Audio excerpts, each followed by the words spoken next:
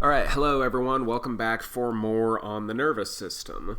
So what I want to do here is I want to start with the last slide of the previous video. So this was where we were saying that the strength of a stimulus is not coded in an individual action potential. It's actually coded in the frequency of action potentials.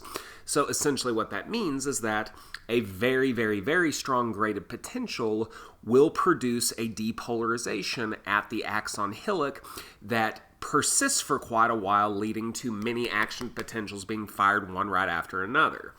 Now, what you're going to notice here is that as the stimulus gets stronger, the frequency of the action potentials goes up and up and up. And what you might be wondering at this point is there a limit to that? Can we have such a strong stimulus that we get an infinite number of action potentials happening in a very short amount of time? And the answer to that is, of course not, right? There is going to be something that limits how frequently action potentials can occur. And this is what we call refractory periods. So as we said, as the idea is that as a stimulus strength increases, you should get more and more frequent action potentials, but these action potentials, one right after another, can only happen so frequently.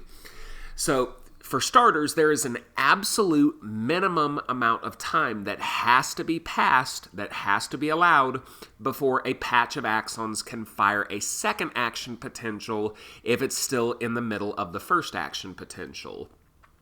This is called the absolute refractory period, and the word absolute here means exactly what you think it means. There is absolutely no way, no how a second action potential can occur if that same patch of axon is in the middle of the first action potential in this absolute refractory period. So the absolute refractory period, if you look in this graph right here, lasts from the time that the voltage-gated sodium channels are opened, meaning as soon as we hit negative 55 for the first action potential, we start the absolute refractory period. And then the absolute refractory period will end at the point where we just reactivate those voltage-gated sodium channels after they've been inactivated for a while. So basically what we mean here is that you absolutely cannot start a second action potential as long as voltage-gated sodium channels are not capable of opening, basically stemming from what happened in the first action potential. So if you picture just a patch of axon and that patch of axon is at the resting membrane potential, you give it a stimulus so that it gets to negative 55 and fires one action potential. If you keep that stimulus around, it should fire action potential after action potential after action potential. But what we're saying here is that the minimum amount of time between the first and the second and the third, and the third and the fourth action potential accounts for the amount of time between the opening of the sodium channels and the time after they've been inactivated when they become reactivated. You cannot start a second action potential if those sodium channels are still inactivated from what happened in the first action potential. Now, after the absolute refractory period passes, it then becomes possible to stimulate a second action potential, even if that patch of axon is still finishing out the first action potential. This is what we call the relative refractory period. What it means is that it's possible to go ahead and start a second action potential. It's just going to be more difficult than it ordinarily would have been. So if you think about kind of the standard difficulty for stimulating an action potential, you're talking about starting at the resting membrane potential value. So that's about as easy as it's going to get. All you have to do is go from negative 70 to negative 55. That's a difference of 15 millivolts. The reason why it's going to be more difficult for a relative refractory period is because this is the point in time in which the axon is hyperpolarized because there is an excess of potassium in the extracellular fluid. So that keeps the inside especially negative. So instead of going from negative 70 to negative 55, you're talking about going from maybe negative 80 to negative 55. So you're talking about a difference of 25 millivolts rather than 15 millivolts. So it's possible to go ahead and fire another action potential But you need to make sure that you have an especially strong stimulus that will take you from negative 80 to negative 55. A standard stimulus that gets you from negative 70 to negative 55 may not be strong enough to get you from negative 80 to negative 55. So if that's the case, then your action potentials are going to be a little bit more spaced out, because that stimulus that gets you from negative 70 to negative 55 won't produce another action potential until you get out of the relative refractory period. So if we go backwards here, this would explain why the medium strength stimulus here in the middle has some space in between those 4 action potentials. So the stimulus is there for the entire time, but it is not a super strong stimulus. So the reason why we space these action potentials out is because we have that time in between, which accounts for both the absolute and the relative refractory periods. Whereas with a very, very strong stimulus, you get a little bit of space in between those action potentials. That space is just the absolute refractory period. Apparently, this is a strong enough stimulus that it can even stimulate action potentials when the previous action potential is in the relative refractory period. So the relative refractory period is the time from when the voltage-gated sodium channels are reactivated from the first action potential to the time that we get the axon back to the resting membrane potential. And then at that point, the refractory periods are over, and it should be a neuron that is back at its resting membrane potential value. So like I was saying, a cell that is hyperpolarized, meaning its membrane potential is below negative 70, would require more depolarization to get it to threshold than, say, one that is at negative 70, the resting value. So at rest, you go from negative 70 to negative 55. You only need a stimulus that is strong enough to give you 15 millivolts worth of depolarization.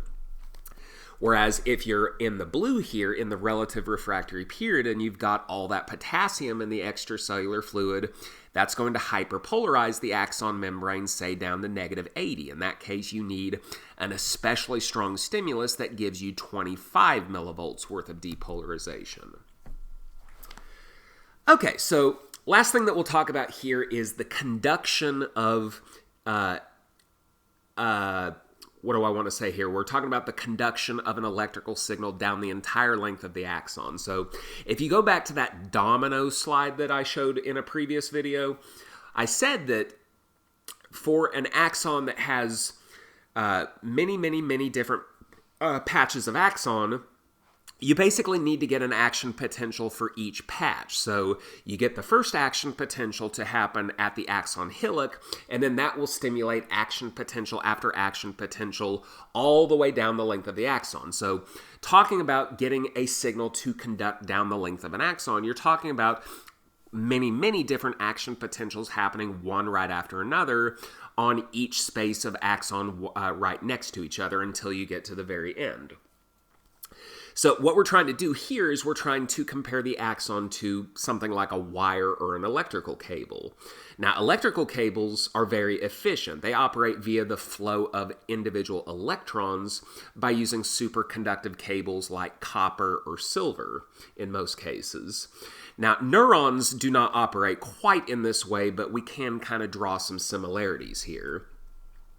So what an axon is going to do in getting electrical charges to flow is that for ions like sodium, which are positively charged and produce depolarization, once you get an influx of sodium into the axon hillock that produces that initial depolarization, what we want is we want that positive charge to flow through the axon away from the cell body.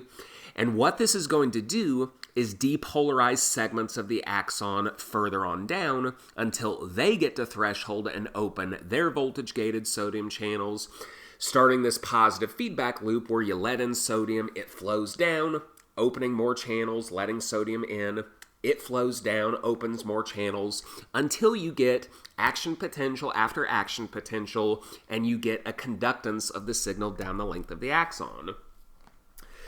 So what we are looking at here is how this works in an unmyelinated axon. So no myelin sheath, no oligodendrocytes, no Schwann cells. Now, most axons do have myelin, but I think you'll agree it's probably best if we look at it this way first, and then when we look at myelination later, you'll see exactly what benefit we reap out of having myelination on our axons. So what you're seeing here is a blow up of the axon membrane right around the axon hillock. So first thing that we do is we get the graded potential flowing through the cell body to the axon hillock. That starts the action potential at the hillock here in blue. We open our voltage-gated sodium channels and we let a whole bunch of sodium in. What you see in blue here is the segment of axon that is depolarized. The segments of axon further on down towards the axon terminal are in yellow, meaning they're still at their resting membrane potential. This is what I meant when I said these things are localized changes. We're not changing the membrane potential of the whole cell. We're changing it just at one very specific location. So what we want here is once we let all that sodium in, we want this action potential, which is in its depolarization phase, we want it to move those sodium ions down to the right, down to the further on parts of the axon, until then it becomes depolarized, opens up voltage-gated sodium channels. So we depolarize that part, and then those sodium charges continue to flow to the right and open up voltage-gated sodium channels further on down. So the idea here is each new action potential will stimulate the beginning of another action potential on an axon membrane segment further on down the line. So one action potential after another, after another, after another. So if you start in chronological order here, the axon hillock gets depolarized first. It passes those sodium ions on to the next segment. So by the time the next segment is depolarized, the axon hillock part that went first is now in its repolarization phase, and it's already opened up its voltage-gated potassium channels. So basically you get a wave of depolarization followed by a wave of repolarization that just moves from left to right on down the axon membrane until we get all the way down to the axon terminal. And as we've said before, there is no loss of signal strength or no decrement from the first action potential to the last. Every action potential is going to be absolutely identical to the last. So we do not have to worry about the loss of signal strength that we saw with our graded potentials, right? Okay, so now let's look at this with a myelinated neuron axon. So here is the idea. If you go back to the unmyelinated axon, we have to stimulate an action potential at every single square inch of axon membrane. That's gonna take a while. You need one action potential here, one action potential, da-da-da-da-da-da-da-da-da-da. You need to do it over and over and over and over and over again many times until you get the last action potential at the axon terminal and you get your release of neurotransmitter. Here is the benefit that we get from myelin. We greatly cut down on the number of individual action potentials we need to get to the end of the axon. Now let's see how this works. So as we said before, the myelin sheath does not completely cover the axon. There are these little bald spots in which the axon membrane is exposed, and these are called nodes of Ranvier. So it turns out that the influx of sodium and the efflux of potassium are only going to happen at these nodes. Because the myelin sheath covers up the other parts, we cannot get any ions moving in and out at those points. That sounds like a bad thing, but it's actually a tremendously good thing. So because the nodes are the only places you find your sodium channels and your potassium channels, those are the only places you need to get action potentials occurring. So what this is going to look like, if you had to visualize it, is the action potentials are going to appear to hop from node to node to node from the axon hillock until you get to the axon terminal. So the same principles still apply. You get a movement of sodium from left to right here, and that opens voltage-gated sodium channels. Then those ions move, and then those ions move, and so on and so forth. But because of the myelin, we greatly cut down on the total number of action potentials we need. and we greatly speed up the process because we don't need quite as many action potentials. So this process is called saltatory conduction, and this is why myelin is so important. It greatly speeds up how fast we can transmit signals using the nervous system. Without myelin, signals are going to take a lot longer to be sent. And in the case of using the nervous system to maintain homeostasis throughout the body, you can hopefully appreciate that certain things need to happen pretty quickly. So overall, there are two factors that will influence the speed of an action potential conduction down the length of an axon. We just talked about the first one here, right? So is the axon myelinated or is it not? So we don't really need to discuss that again. There is another factor, though, and that is the diameter of the axon. So the greater the diameter, the thicker the axon. So the thicker the axon is, the less resistance there's going to be to those sodium charges moving down and stimulating the next action potential in the line. So if you want a signal to be sent very quickly, you would prefer your axon to be very thick. So it shouldn't be a surprise that in the case of trying to absolutely make action potentials as efficient as possible, we tend to double down on these two factors. So the thickest axons tend to also be myelinated so that we can really send signals very quickly.